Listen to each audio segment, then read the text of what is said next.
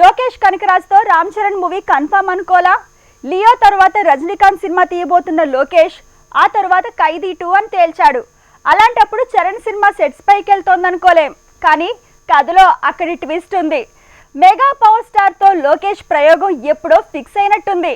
2025కి ఈ ప్రాజెక్ట్ పట్టాలెక్కబోతోందంటున్నారు. నిజమేనా? Take a look. Leo ఈ దసరాకి భగవంత్ కేసరితో పోటీ పడబోతోంది. పాన్ ఇండియా లెవెల్లో రాబోతోంది. అంతవరకు ఓకే, కానీ ఈ టైంలో రామ్ చరణ్ పేరు మారుమోగటమే హాట్ టాపిక్ అయింది. లియోలో రామ్ చరణ్ గెస్ట్ రోల్ వేశాడని, విక్రమ్లో సూర్యలనే లియోలో చరణ్ స్పెషల్ అపీరెన్స్ ఉందంటున్నారు. దానికి కారణం ఉంది. అలానే చరణ్తో లోకేష్ సినిమా ఇప్పట్లో ఉంటుందనే పరిస్థితి మాత్రం లేదు. లియో తర్వాత వెంటనే లోకేష్ కనకరాజ్ సూపర్ స్టార్ తో సినిమా ప్లాన్ చేశాడు.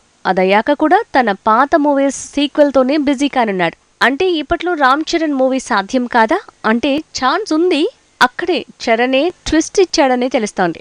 లోకేష్ కనకరాజ్ లియో తర్వాత రామ్ చరణ్ మూవీ ప్లాన్ చేసుకున్నాడు. కానీ రజనీకాంత్ నుంచి కాల్ రావడంతో అటు షిఫ్ట్ అవ్వాల్సి వచ్చింది.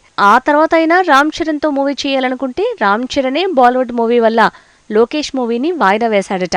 అందుకే రజనీకాంత్ మూవీ తర్వాత ఖైదీ 2 ప్లాన్ చేస్తున్నాడు లోకేష్. లియో తర్వాత రజనీకాంత్ మూవీ, ఆ తర్వాత ఖైదీ 2, ఆ వెంటనే రామ్ చరణ్ మూవీ ఉండొచ్చట. 2024 జనవరిలో సూపర్ స్టార్ మూవీ, దసరాకు ఖైదీ 2 సినిమాలు పట్టాలెక్కనున్నాయి. 2025లో మెగా పవర్ స్టార్ తో సినిమా సమ్మర్లో మొదలయ్యే అవకాశం ఉంది.